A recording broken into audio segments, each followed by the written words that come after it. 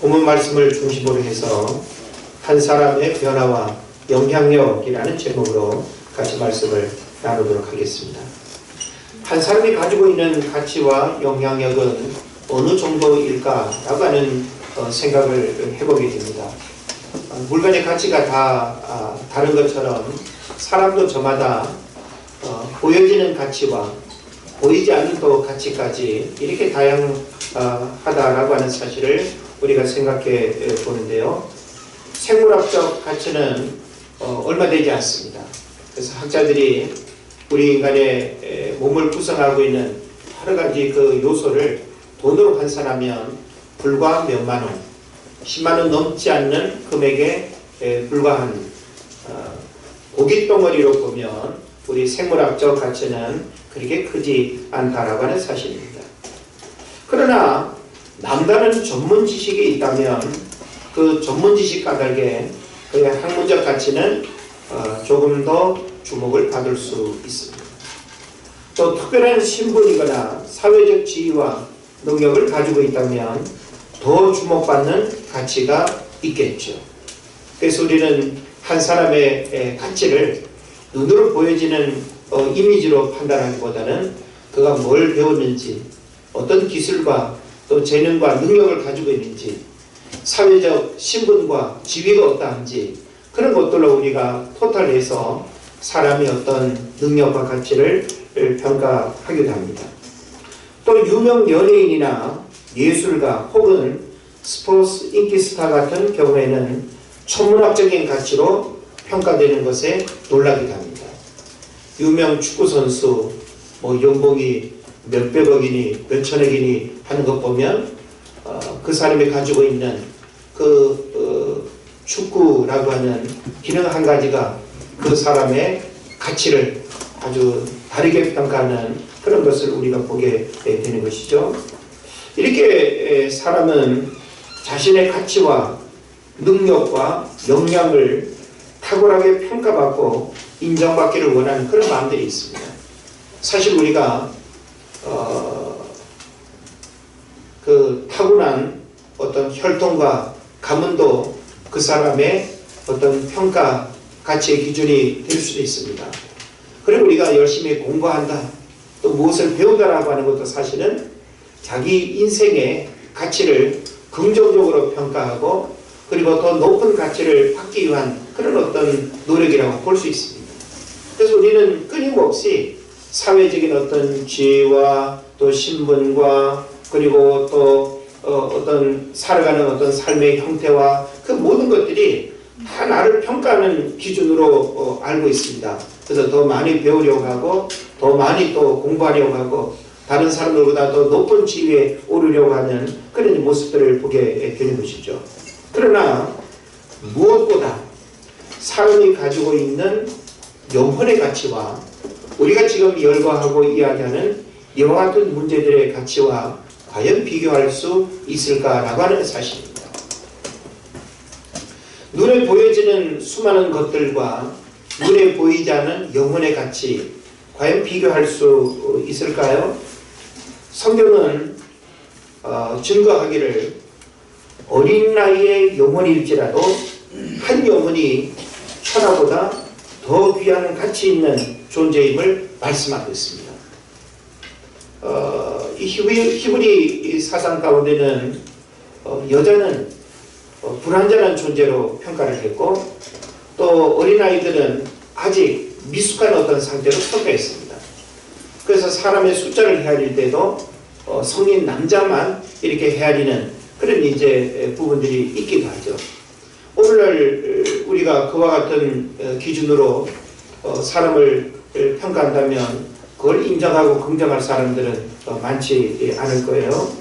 그러나 우리는 그런 어떤 평가 기준으로 이렇게 봤을 때 참 그 시대 얼마나 많은 사람들이 인격적으로나 그리고 또 이렇게 시대적으로 참 그 어떤 눌림 속에 살아갈 수밖에 없다라고 하는 그런 답답함이 분명히 있었을 것 같아요. 그런데 예수님이 등장하셔서 예수님이 뭘 혁명적으로 말씀하시는가 하면 여자와 어린아이의 가치, 사람들이 냉대하고 부정적으로 바라봤던 그 모든 인식을 예수님은 혁명적 어떤 선언으로 모든 표현들을 이렇게 바꿔 놓으셨습니다. 그래서 예수님은 어린아이라 할지라도 그 어린아이의 영혼은 온 천하보다 귀하다라고 이야기를 하고 있습니다. 영혼의 가치는 세상 그 무엇과 비교할 수 없는 가장 소중한 가치임을 우리에게 말해주는 것이죠.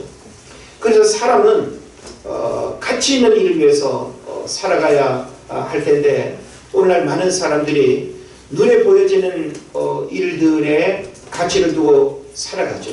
그러다 보니까 무엇을 내가 소유하고 땀 흘리고 수고해서 얻었는데 만족이 없어요. 왜냐하면 땅의 것은 일시적인 어떤 기쁨은 우리에게 줄지는 몰라도 영원한 가치를 가지고 있지 않습니다. 해 아래 새 것이 없다는 말씀처럼 우리가 세상에서 가치로 여기는 것들은 시간이 지나면 다 녹슬고 병들고 그리고 또 이렇게 가치가 떨어질 수밖에 없는, 그러니까 현역 시절이라고 하는 혹은 인기를 한 몸에 받는 그때 몸값이 가장 비쌀 수밖에 없죠. 그러니까 우리는 눈에 보여지는 것들로 가치를 평가하거나 그 가치 앞에 우리가 주눅들 필요도 없겠다라고 하는 사실입니다. 그래서 우리는 정말 가치 있는 삶이 무엇인가라고 하는 것을 이런 어떤 비교 속에서 눈에 보여지는 현실적인 것을 우리가 가치로 여기기보다는 눈에 보이지 않는 영원한, 그리고 영혼의 문제가 더 가치 있는 일임을 우리가 알아야 될 것입니다. 그래서 가치 있는 일을 할 때 남다른 보람이 있고 참 행복을 느끼기도 합니다. 우리는 어떤 소유와 만족을 이렇게 추구하면서 얻어지는 잠시 잠깐의 기쁨과 또 행복을 우리가 경험하기도 합니다. 그러나 생명을 살리고 생명을 또 회복시켜주고 생명의 아픔들을 어루만져주고 하는 이와 같은 생명을 살리는 일들이 훨씬 더 가치 있는 일임을 우리가 보게 되는 것입니다. 그래서 인기 연예인들 가운데도 보게 되면 자신의 어떤 인기와 그 명성을 다른 사람의 행복을 위해서, 다른 사람의 어떤 생명을 이렇게 보듬어주고 그들의 아픔을 감싸주고 그들의 고통을 함께 나누는 이런 돌봄과 섬김의 일들을 통해서 더 가치 있는 삶을 살아가고 행복을 느끼는 그런 경우들을 우리가 보게 되는 것이죠. 그래서 우리가 젊어서는 돈을 쫓아갈 수밖에 없습니다. 돈에 대한 가치를 가장 크게 여기기 때문에 젊은 날 우리가 무엇을 배우고 익히고 하는 그 모든 것들이 더 많은 돈을 벌기 위한 그런 또 몸부림으로 우리가 생각을 해볼 수 있죠. 그러나 나이 들어서는 가치 있는 삶을 선택해야 된다는 그런 글을 읽게 되기도 합니다. 그래서 우리가 젊어서는 돈을 버는 그런 명함을 가지고 있을지라도 나이 들어서는 이렇게 그 돈을 쓰는 그런 가치 있는 명함을 가지고 있는 것이 훨씬 더 아름답다라고 하는 그런 이야기를 하기도 합니다. 인간의 만족은 소유에 있지 않고요, 나눔과 섬김과 생명을 살리는 일에 기쁨과 만족을 느끼는 것입니다.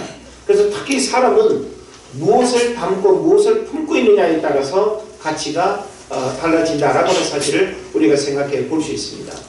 아무리 외모가 화려하고 그 사람의 사회적인 지위와 신분이 탁월하고 그리고 능력이 있다 할지라도 그 사람의 내면에 보이지 않는 인격에 문제가 있고 그리고 악한 마음을 가지고 있거나 혹은 부정한 마음을 가지고 있거나 요즘 TV 뉴스에 이렇게 오르락내리락 하는 아주 그 전문 분야에 탁월한 인기를 가지고 있는 사람이 아주 이 악의적인 그런 이제 삶을 통해서 하루아침에 모든 명예와 모든 인기들이 다 그냥 추락하는 그런 안타까움들을 우리가 보게 되는 것이죠. 그래서 사람은 그 내면에 무엇을 품고 있느냐, 무엇을 담고 있느냐에 따라서 그 사람의 가치가 달라지는 겁니다. 외모는 비록 초라하고 체구가 작을지라도 그 내면에 보이지 않는 무엇을 담고 있느냐에 따라서 그 사람의 크기가 달라지는 것입니다. 사람의 크기와 됨됨이는 우리 눈에 보이지는 이미지가 전부가 아니라 그 사람의 생각이 무엇을 담고 그 영혼에 무엇을 품고 있느냐가 바로 그 사람의 가치를 가늠하는 것이죠. 예수 그리스도를 품은 사람은 온 천하를 얻은 것과 같은 가치가 있는 것입니다. 할렐루야. 네. 그래서 이런 말이 있죠. 예수 그리스도를 얻은 사람은 모든 것을 다 얻은 것이고 예수 그리스도를 잃은 사람은 모든 것을 다 잃은 것이다. 이렇게 표현합니다. 예. 그러니까 예수 그리스도를 잃었다라고 하는 것은 뭘까요? 예수 그리스도를 마음속에 품고 담지 못하고 살아가는 사람은 아무리 세상 큰 명예 권세를 소유하고 큰 별장을 가지고 있고 화려한 어떤 삶을 산다 할지라도 다 잃어버린 삶이라는 것이죠. 이것은 어떤 면에서는 대단히 단순한 원리 같지만 이 원리를 깨닫고 이 원리대로 살아가는 사람들이 의외로 그렇게 많지 않습니다. 오히려 눈에 보여지는 것들이 더 가치 있고 의미 있고 그리고 살아가야 할 삶의 이유와 목적이라고 생각하는 사람들이 얼마나 많습니까? 그리스도를 얻은 자는 모든 것을 얻은 자다라고 하는 사실. 그래서 우리는 이것을 빼앗겨서는 안 됩니다. 우리 찬송가 몇 장인가도 보면 주 예수보다 더 귀한 것은 없네. 이것이 그냥 우리의 어떤 노래가 아니라 우리의 신앙 고백이어야 하고 우리의 삶이어야 된다라고 하는 그런 측면에서 본다면 예수 그리스도를 품은 자는 그 어떤 것도 두려워하거나 그 어떤 것도 우리가 부러워하거나 그 어떤 것도 우리가 바라봐야 할 대상이 돼서는 안 되는 것입니다. 예수 그리스도를 품은 자, 예수 그리스도를 소유한 사람이 가장 가치 있는 사람이고 가장 축복된 삶을 살아가는 주인공임을 우리가 알게 되는 것입니다. 오늘 본문에 등장하는 고넬료는 백부장으로서의 가치가 있습니다. 자, 그 당시 백부장이라고 하는 사회적 신분을 여러분 한번 생각해 보십시오. 예, 우리 휘영이 아빠가 육군 중령인데 육군 중령하면 그냥 그려지는 이미지 있지 않습니까? 예, 대대장으로서 그 밑에 부하들이 대대장이면 한 400~500명 되지 않을까요? 백부장은 한 중대장격 되니까 한 100여 명 부하들을 거느리는 이제 군인 아닙니까? 군대 장교잖아요. 예? 그러니까 백부장이라고 하는 이 사회적인 신분은 분명히 가치가 있습니다. 백부장으로서의 가치가 있다라고 하는 사실이죠. 부인할 수 없는. 그리고 한 가정의 가장으로서의 가치가 또 있습니다. 우리가 지금 고넬료의 가정을 말씀을 통해서 잠시 들여다볼 수 있는데 뭐라고 표현하고 있습니까? 그가 경건하여 온 집안과 더불어 하나님을 경외하며. 그러니까 그 집안이 지금 어떤 분위기인가라고 하는 사실을 우리가 감지할 수 있는 거예요. 그러니까 분명히 이 고넬료는 군대 장교이면서 한 가정의 가장으로서의 가치가 있는 것입니다. 여러분들도 다양한 가치를 가지고 있죠. 사회적인 가치도 있고 가정 집안에서 여러분이 서 있는 부모로서의 가치, 장남으로서의 가치, 딸로서의 가치, 며느리로서의 가치, 이 모든 가치들이 다 있는 겁니다. 이거는 객관적으로 평가되어지는 가치죠.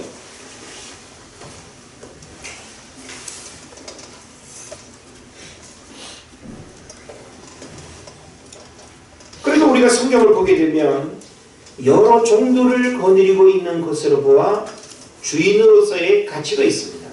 그죠? 그러니까 군대 장교이기 때문에 부하들도 있지만 그리고 또 괜찮은 사회적 그 신분을 가지고 있기 때문에 집안 살림을 또 이렇게 맡아서 관리하고 집안일을 돌보는 그런 또 종들도 있는 거예요. 그러니까 주인과 종의 관계 속에서 주인으로서의 가치도 가지고 있다라고 하는 사실입니다. 이 정도만 돼도 사실은 부러워할 수 있는 사람이 고넬료입니다. 아, 나도 고넬료와 같은 저 정도의 가치를 가지고 있는 사람이면 좋겠다. 백부장으로서 사회적 신분으로 이렇게 평가되는 가치도 있고, 한 가정의 가장으로서 주어지는 가치도 있고, 또 많은 종들을 거느리고 있는 주인으로서의 가치도 있고, 그 정도는 대단하지 않습니까? 그죠? 근데 오늘 우리가 생각해야 할 이 가치의 기준과 가치의 내용을 좀 더 다른 안목에서 바라봐야 되겠다는 것입니다. 무엇보다 고넬료의 가치는 이런 여러 가지 가치가 있지만 고넬료의 가치는 어디에 있을까라고 하는 거예요. 여러분이 한번 생각을 해보십시오. 우리는 객관적으로 고넬료의 가치를 충분히 이해하고 있습니다. 그런데 우리가 과연 부러워할 만한 최고의 가치가 고넬료에게 있어서 무엇일까라고 하는 겁니다. 고넬료의 가치는 우리가 지금 이야기한 이와 같은 문제보다 또 다른 가치가 있다라고 하는 것입니다. 그것은 이방인이요 로마 황제의 신하임에도 불구하고 그는 복음을 듣고 구원받아서 하나님의 백성이 되었다는 놀라운 사실입니다. 다시 말하면 하나님의 백성이라고 하는 가치, 구원받은 하나님의 자녀라고 하는 가치, 이 가치는 무엇과 바꿀 수 없는 소중한 가치임을 여러분 믿으시기를 바랍니다. 그래서 요한복음 1장 12절에서도 말씀하고 있죠. 영접하는 자, 곧 그 이름을 믿는 자들에게는 하나님의 자녀가 되는 권세를 주셨고, 이 권세는 혈통이나 육정이나 사람의 뜻으로 난 것이 아니라 하나님께로부터 난 것이다. 그러니까 이 고넬료는 이 구원받은 하나님 백성의 이 신분과 이 가치는 백부장이라고 하는 그 사회적인 지위로서 바꾸거나 혹은 대가를 지불하면서 얻을 수 있는 게 아닙니다. 인간의 노력으로 되어지는 것도 결코 아닙니다. 그런 면에서 이 고넬료의 이와 같은 삶의 가치는 바로 전적인 하나님의 은혜로서 믿음으로 말미암아 주어진 놀라운 축복임을 여러분 믿으시기를 바랍니다. 그래서 고넬료는 오늘 우리에게 그리스도인으로서 어떻게 우리가 살아가야 하는지 아주 중요한 덕목을 우리에게 가르쳐 줍니다. 다시 말하면 고넬료의 가치가 우리가 지금 이야기하는 것처럼 어떤 백부장의 한 가정의 가장으로 혹은 주인의 어떤 자리에 있는 그 가치가 우리가 부러워할 진정한 가치가 아니라 고넬료의 삶의 가치는 눈에 보이지는 그것이 아니라 땅의 것으로 주어지는 그 신분의 가치가 아니라 하나님으로부터 주어지는 영적 신분의 가치가 가장 탁월한 가치임을 여러분 믿으시기를 바랍니다. 그래서 오늘 우리는 이 가치를 우리 모두는 하나님께서 주셔서 이 가치를 우리가 가지고 있습니다. 이 가치는 누가 감히 평가할 수 없습니다. 이 가치는 돈으로도 바꿀 수가 없습니다. 그런 면에서 우리는 내가 세상적으로는 별 볼일 없는 그런 어떤 조건과 환경과 그런 어떤 모습을 가지고 있을지라도 이 질그릇 같은 내 마음속에 예수 그리스도를 여러분이 품고 있다고 한다면 질그릇 자체는 별거 아니지만 질그릇에 무엇을 담고 있느냐에 따라서 질그릇의 가치가 달라지는 것입니다. 할렐루야. 예. 당나귀 한 마리의 가치는 아무것도 아닐 수 있습니다. 근데 당나귀에 짐을 실었으면 짐을 실은 당나귀에 그냥 불과한 겁니다. 당나귀에 나그네가 그냥 탔으면 나그네를 태운 당나귀에 불과합니다. 근데 그 당나귀에 임금님이 탔다, 예수님이 탔다, 가치가 달라지는 겁니다. 할렐루야. 예. 그런 면에서 우리는 우리들 스스로의 모습과 우리 인간적인 가치의 모습은 별로 평가할 게 없지만 우리 안에 계신 그 주님 까닭에 우리의 가치는 달라질 수밖에 없다는 것입니다. 이방인이었던 고넬료 한 사람의 변화와 영향력이 그의 삶의 주변에 어떤 영향력을 미쳤는지를 살펴보는 것 오늘 대단히 중요한 부분입니다.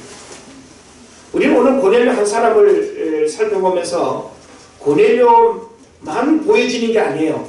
우리가 지금 고넬료라고 하는 그 이름을 우리가 살펴보면 고넬료의 주변이 보입니다. 그리고 고넬료가 이방인이었고 로마 황제의 신하였죠. 부하였죠. 예? 로마 황제를 신처럼 섬기는 그는 군대 장교였는데 그가 용병으로 예? 이 이스라엘 땅에 와가지고 예? 어떤 경로로 복음을 듣게 됐는지는 몰라도 그가 복음을 들었다는 사실입니다. 그리고 그가 복음을 통해서 변화가 일어났다는 사실입니다. 그리고 그 변화는 그 개인의 변화에 머물지 아니하고 그 주변에 영향을 미쳤다는 사실이에요.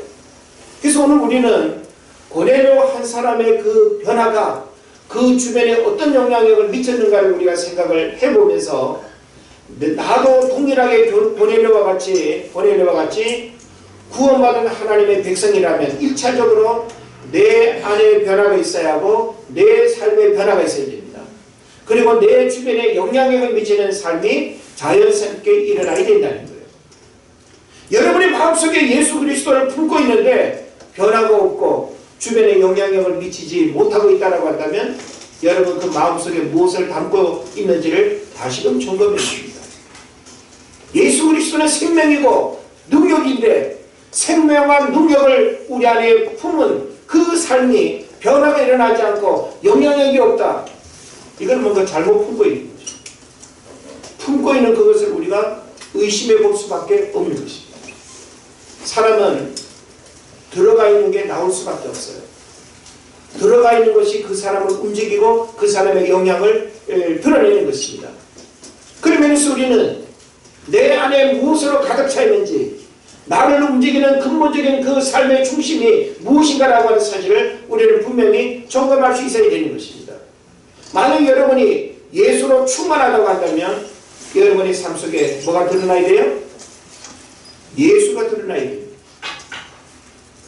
여러분의 삶 속에 내 안에 계신 그 예수 그리스도의 그 충만한 영이 내 삶을 변화시키고 내 삶의 주변에 영향력을 미치는 삶을 살아야 된다는 것입니다. 이건 바로 오늘 고넬료를 통해서 우리에게 주는 아주 중요한 메시지가 되는 것입니다. 예. 고넬료 대단한 인물이죠. 예. 참 고시성이 부럽습니다. 예. 고넬료. 그래서 우리는 이 고넬료를 이렇게 주목을 하면서 고넬료가 오늘 우리에게 굉장히 중요한 신앙의 도전을 주는 거예요. 예? 나 같은 이방인도 복음 듣고 구원받아서 이렇게 변화되고 내 주변에 이런 영향력을 미치는 삶을 살고 있다면 너희들은 어떠하냐? 오늘 우리에게 이 질문을 던지는 거예요. 오늘 우리는 고넬료를 통해서 내 삶을 돌아볼 수 있는 중요한 기회가 되어야 됩니다. 자, 먼저 우리가 그 2절 말씀이 아주 주목해야 될 말씀인데요. 2절에 보면 고넬료의 삶 전체를 함축적으로 우리가 들여다보면서 그가 어떤 사람인지 그가 어떤 삶을 살아가고 있는지 그리고 그가 그의 삶에 어떤 영향력을 드러내고 있는지 아주 핵심적으로 그의 삶을 우리가 발견할 수 있는 중요한 말씀이 됩니다. 2절 말씀을 우리 한 번 더 큰 소리로 읽으시면 좋겠습니다. 그가 시작. 그가 경건하여 온 집안과 더불어 하나님을 경외하며 백성을 많이 구제하고 하나님께 항상 기도하였다. 이 본문은 여러분이 설교자가 되어도 아마 무방할 것 같아요. 자, 지금 여기 2절에서 고넬료의 삶을 여러 가지로 우리가 구분해서 볼 수 있을 텐데, 자, 고넬료는 첫째 어떤 사람이었습니까? 예? 예, 그렇죠. 경건했다라고 하는 이 사실을 먼저 우리가 주목을 해야 됩니다.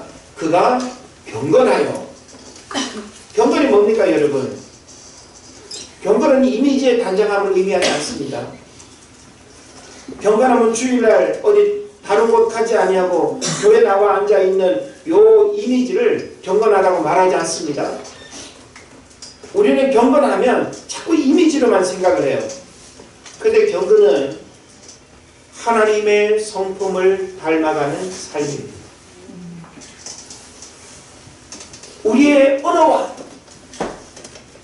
우리의 생각과 우리의 마음과 우리의 성품이 죄의 속성으로부터 점점 더 멀어지고 하나님의 그 거룩함을 닮아가는 그 영적인 몸부림, 그래서 끊임없이 우리 안에 그 육성과 죄성을 끊임없이 우리가 깨트리고 다스리면서 하나님의 거룩함을 닮아가기 위해서 힘쓰는 그 삶의 변화, 그게 바로 경건이에요.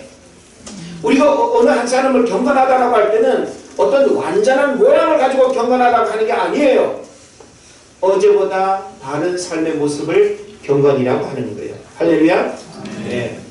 어제는 아주 그냥 엉뚱했는데, 어제는 아주 상태가 안 좋았는데, 예? 지난달 작년까지만 해도 사람이 저 양반이 집사야, 저 양반이 본사야 라고 이렇게 말할 만큼 아주 형편없었는데, 이상하게 볼 때마다 사람이 뭔가 변화가 느껴지고 긍정적인 이미지가 마음에 감동을 주고, 그러면 그 사람을 뭐라고 말하는 거예요? 경건하다. 어떤 완제품 물건을 보고 평가하는 게 경건이 아니라는 거예요. 우리는 어느 한 사람을 경건하다라고 할 때에도 그 사람의 어떤 경건이 어떤 완전하기 때문에 경건하다고 말하는 게 아니에요. 성경이 우리에게 가르치는 경건은 되어지는 삶을 살아가고 있는 그 자체를 경건이라고 합니다. 예수 그리스도의 속성, 하나님의 성품을 끊임없이 나를 채찍질하고, 하나님 내가 죄인입니다, 나는 하나님 앞에 불순종하고 불신앙자입니다, 부정과 불법을 쫓아가던 인생입니다, 이런 것들을 끊임없이 고백하고 자백하면서 그런 나를 하나님 앞에 고백하고 그런 나를 하나님 앞에 부정하면서 끊임없이 하나님의 거룩한 삶을 살아가기 위해서 힘쓰고 애쓰는, 그게 바로 경건이라는 거예요. 그래서 이 고넬료를 우리가 경건하다라고 하는 것은 이미지로서 뭔가 옷차림이 남달라 보이고 뭐 그냥 머리 기름 바르고 괜찮아 보이는, 그걸 경건이라고 여러분 생각하면 안 됩니다. 그런 면에서 오늘 우리에게도 경건은 얼마든지 가능한 겁니다. 믿습니까? 네. 지난주보다 이번 주 좀 신앙적으로 영적으로 다른 고민과 다른 씨름을 하면서 여러분이 살아가고 있다면 경건한데, 안 하던 짓 하면 경건하다고 하잖아요. 우리 민영이 막 그냥 안 하던 뭐 기도한다든지 뭐 성경 읽는다든지 그러면 경건한데 너 경건한 척 하는 거 아니야? 막 이렇게 말하지 않습니까? 그러니까 뭔가 완성력 때문에 그렇게 말하는 게 절대 아닙니다.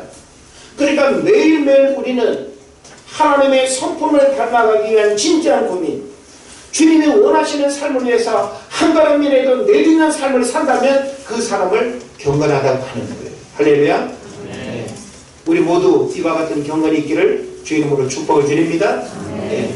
고넬료의 경건이 오늘 우리의 경건이 되게 돼요. 우리는 고넬료가 경건하더라라고 하는 거기에만 머물면 안 되고, 고넬료의 경건을 배워서 오늘도 우리 삶에 그 고넬료의 경건이 습관이 되고 훈련이 되고 연습이 되고 그렇게 살아가기 위해서 힘써보는 그런 삶이 있기를 바랍니다.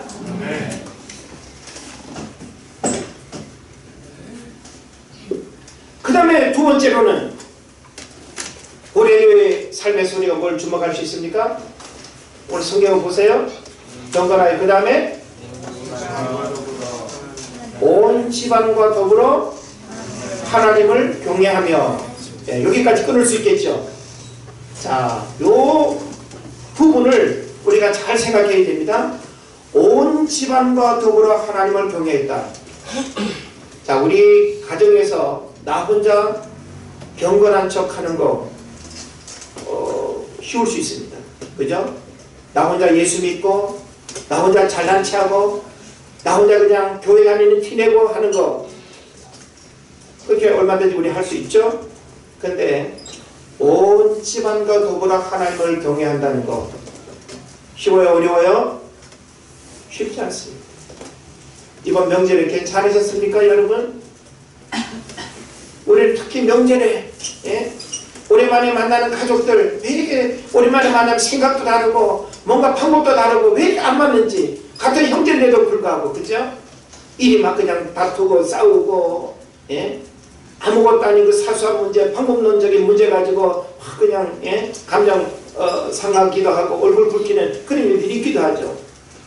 온 집안과 더불어 하나님을 경외한다라고 하는 이것은 영적인 공감대가 형성이 되어 있다는 거예요. 갈등 없는 신앙 고백과 하나님을 믿는 그 한 가지 마음이 만들어졌다는 것입니다. 이게 얼마나 아름다운 거예요. 온 집안과 더불어 하나님을 경외했다. 누구나 갈등 없이, 누구나 불편함 없이 하나님을 예배하고 하나님을 섬기는 일에 모두가 한결같은 마음으로 엎드리고 예배하고 섬기는 그 분위기라는 거예요. 그러기 위해서는 고넬료가 이기적이거나 혹은 집안의 여러 사람들이 하면서 손가락질 받을 만한 그런 이중인격자, 그렇게 되면 온 집안과 더불어 하나님을 경외하는 일이 되겠어요? 반목과 갈등이 있고 너나 잘하세요, 당신이나 잘생겼어요, 인격은 무나가지고 말은 엉터리를 하면서 이게 안 되는 거죠. 그리고 오늘 성경에 보게 되면 온 집안과 더불어 하나님을 경외하며, 한마디로 말하면 하나님을 섬기고 예배하는 가정이 되었다는 겁니다. 여러분이 올린 기도 제목도 보면 가족들 중에 구원받지 못한 부모, 형제, 자녀, 일가 친척들, 그런 기도 제목들 많지 않습니까? 참 1차적으로 우리가 가장 원하는 게 뭐예요? 바로 이런 구원 문제 아니겠습니까? 나만 하나님을 예배하는 삶이면 행복할 것 같은데, 영적인 안목을 보면 나 한 사람 구원받은 일로 여러분 만족해서는 안 됩니다. 여러분을 통해서 여러분의 가족이 구원받아야 되는 거예요. 여러분만 천국 가면 되겠습니까? 여러분 통해서 구원받지 못한 가족들이 다 구원받는 역사들이 일어나야 되는 거예요. 함께 하나님을 예배하고 함께 한자리에 가족들이 모여서 하나님을 예배하는 이와 같은 은혜들이 우리에게 있어야 된다는 하는 사실이죠. 우리 정혜숙 집사님 어디 갔어요? 아, 그거 보이는데? 네, 갑자기. 그래서 이렇게 하나님을 섬기고 예배하는 가정이 된다는 거 너무너무 중요한 일입니다. 고넬료가 바로 그런 삶을 살았다는 것이죠. 자, 그 다음에 이어지는 말씀. 고넬료에게서 어떤 삶이 있었습니까? 백성을 많이 구제하고. 여러분, 구제가 무엇인지는 아시죠? 어떤 필요를 우리가 도와주는 일일 텐데, 백성을 많이 구제했다라고 하는 것, 이것은 그가 다른 사람에게 도움을 줄 만한 능력도 있을 뿐만 아니라 너그러운 마음도 가지고 있다는 사실을 우리에게 보여주는 거죠. 우리는 있어서 주기보다는 마음이 허락되지 않으면 있어도 못 줍니다. 그럼 가장 중요한 것은 우리에게 참 남을 배려하고 섬기고 나눌 수 있는 이런 마음이 우리에게 얼마나 중요한가라고 하는 사실을 알게 되는 것이죠. 그런 면에서 이 고넬료는 욕심쟁이거나 아주 그냥 부자로 살면서 인색하고 남을 도와줄 줄 모르는 그런 우두새 같은 사람이 아니라 대단히 많이 구제했다라고 하는 이런 측면에서 봤을 때 가난하고 어려운 이웃을 그리스도의 사랑으로 섬기는 일을 실천하는 사람, 이렇게 우리가 볼 수 있습니다. 자, 우리 가장 가까운 부모, 형제, 이웃들에게 여러분 복음을 전하려면 그들이 영적인 친근감을 느끼고 복음을 자연스럽게 받아들이기 위해서는 여러분 어떤 작업들이 필요할까요? 바로 이런 돌봄과 섬김의 일들이 필요한 거예요. 안마도 해주고 말것도 되어주고 친근하게 다가가고 작은 것이라도 나누면서 그의 마음을 함께 우리가 소통하면서 교감할 수 있는 이런 부분이 필요한 것이죠. 이게 바로 지금 고넬료를 통해서 우리에게 주는 아주 중요한 메시지가 되는 겁니다. 오늘 많은 사람들이 대단히 이기적인 마음을 가지고 하나님을 섬기는 경우들이 많아요.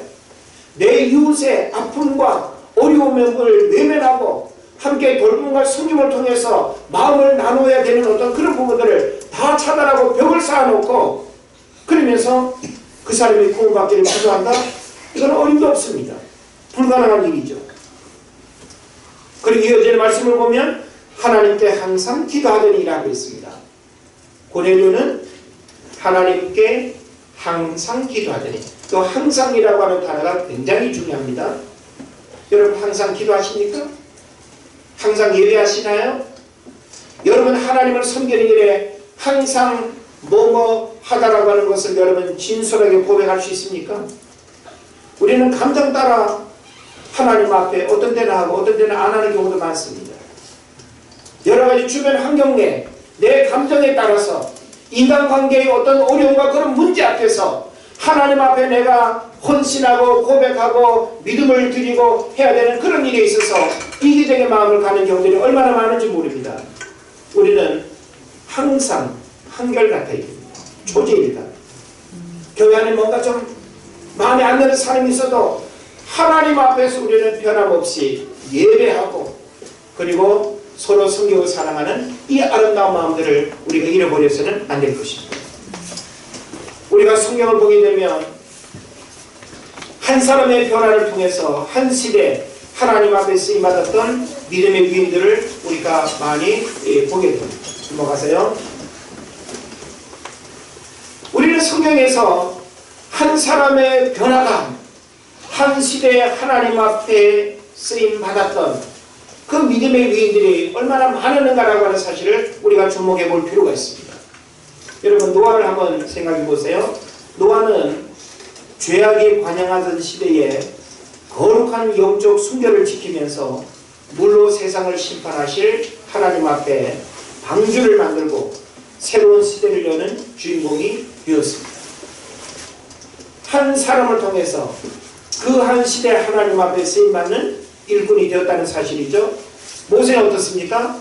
가장 불행한 출생의 배경을 가지고 있지만 왕궁에서 왕자의 신분으로 인간이 누릴 수 있는 최고의 신분에서 인간적 부귀영화를 누렸습니다. 그러나 하나님은 위대한 광야로 그를 이끌어내시고 40년의 시간을 통해서 그를 변화시켰고 하나님의 사람으로 다듬으셨습니다.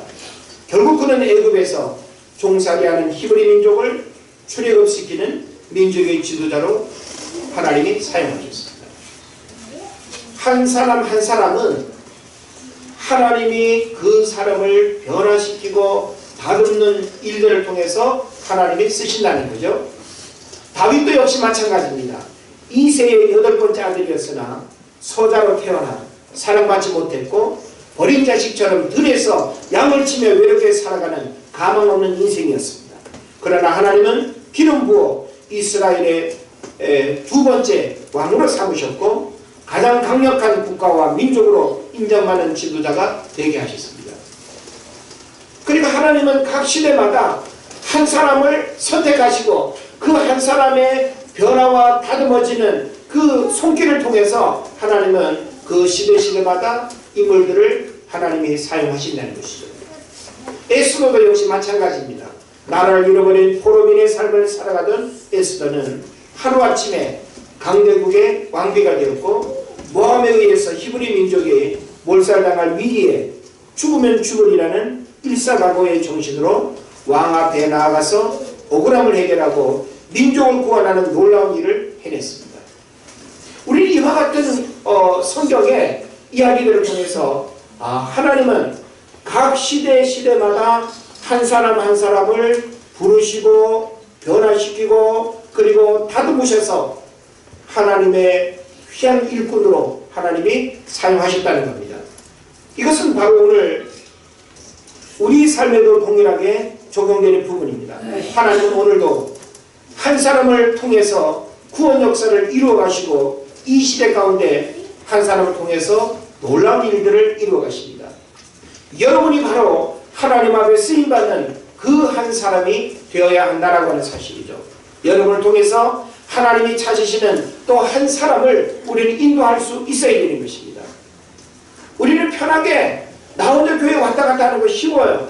그게 아마 여러분이 가장 원하는 모습일지도 몰라요. 내가 누군가를 마음에 품고 그를 영적으로 내가 재생산하고 그 한 사람을 주님께로 인도하기 위해서 수고하고 노력하고 만나고 찾아가고 여러 가지 그냥 마음의 상처와 또 감정의 상함도 또 받아들이게 되고 불편할 수 있습니다. 그러나 해산의 수고 후에 기쁨이 오는 것처럼 한 사람의 영혼 구원은 그냥 우연히 이루어지지 않습니다. 여러분이 누군가를 주님께로 인도하기 위해서는 대가를 지불해야 됩니다. 기도가 있어야 됩니다. 그에게 다가가는 수고가 있어야 됩니다. 그의 필요를 도와줄 수 있는 너그러움도 있어야 됩니다. 고넬료의 삶이 바로 오늘 우리에게 중요한 메시지를 주는 것처럼 오늘도 우리는 우리 삶에 내가 찾아가고 만나야 할 그 사람이 누구인가를 알고 그 사람을 내가 어떤 마음으로 바라보고 다가가야 될 것인가 라고 하는 사실도 우리가 알아야 되는 것입니다. 고넬료 한 사람을 통해서 그의 온 집안 식구들이 구원받았고 그가 거느리고 있는 군사들이 모두 구원받았고 주변에 엄청난 영향력을 드러내는 사람이 바로 고넬료였다면 오늘 우리도 바로 그런 삶을 살아야 되고 여러분을 통해서 한 사람 한 사람이 주님께로 인도함을 받게 될 때 그 한 사람이 고넬료와 같은 인물이 될 수 있다는 하는 사실도 여러분 믿으시기를 바랍니다. 우리가 주께 인도해야 할 수많은 영혼들 잠재적 영향력을 가지고 있는 하나님이 찾으시는 한 사람입니다. 그 사람이 가지고 있는 영혼의 가치는 무엇과 바꿀 수 없는 것입니다. 우리가 인간적으로 봤을 때는 뭐 배웠고 뭐 어쩌고 저쩌고 하면서 그 사람 구원받을 가치도 없어. 아니 우리들 스스로가 어떤 때는 얼마나 교만하면 그 사람 구원받을 가치도 없다고 우리가 그냥 평가해버리는 경우가 있습니다. 이거는 얼마나 하나님 앞에 큰 죄인지 모릅니다. 하나님은 한 영혼의 구원이 천하보다 귀하다고 이야기하는데 한 영혼 한 영혼이 죽게 돌아오기를 하나님이 간절히 원하는데 오늘 우리들 스스로가 하나님 이상의 자리에서 이 사람은 구원받을 사람, 이 사람은 구원받을 가치도 없는 사람 이렇게 해서는 안 된다라고 하는 사실입니다. 나를 통해서 이 생명이 흘러가야 됩니다. 하나님은 부활의 생명이 이 땅에 충만하기를 원하시는 거예요. 그런 면에서 우리는 우리의 무관심과 잘못된 편견과 인간관계의 불편함 때문에 영혼을 방치해서는 안 된다는 겁니다. 불편한 관계를 회복해야 하고 복음을 증거하는 일에 걸림돌이 되게 해서는 안 되는 것입니다. 우리들 스스로가 누가 구원받아야 할 그 사람을 교회 못 들어오게 그냥 문을 딱 가로막고 있는 그런 경우로 우리가 살아가는 경우들도 있어요. 예? 낮춰야 됩니다. 비껴서야 됩니다. 그 사람의 교회로 올 수 있도록 내가 깨어지고 또 하나님 앞에 낮아져야 될 것입니다.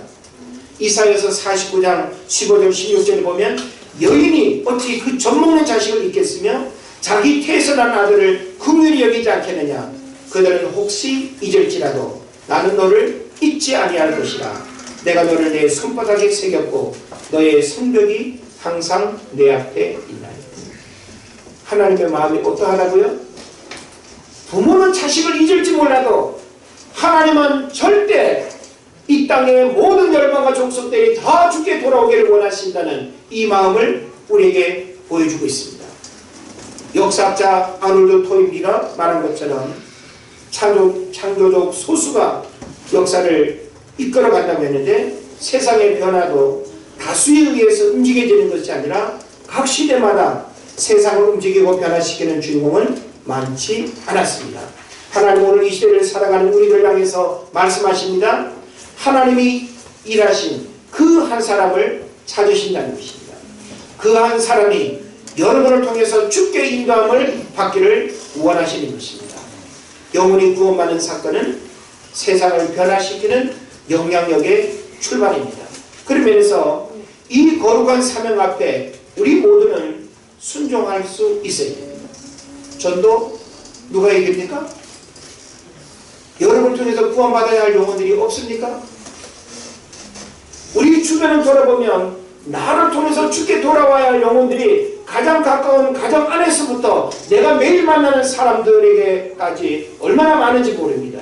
이제 우리는 4월 1일 부활주의를 우리가 믿음으로 바라보면서 사순절 기간 중에 나를 통해서 주께 돌아와야 할 그 수많은 영혼들 한 사람 한 사람을 기억하고 그 한 사람 한 사람이 바로 세상을 변화시키고 엄청난 영향력을 드러낼 수 있는 그 한 사람이 될 수 있다는 사실을 생각하고 여러분의 그런 주인공으로 살아가시기를 바랄 뿐만 아니라 여러분을 통해서 주께 돌아올 그 영혼이 바로 그런 고넬료와 같은 위대한 인물로 쓰임받게 된다는 사실을 믿으시고 우리 모두가 영혼권에 대한 사명을 품고 올 한 해 우리가 달려가는 복된 하루 되시기를 주의 이름으로 축원을 드립니다. 기도하겠습니다.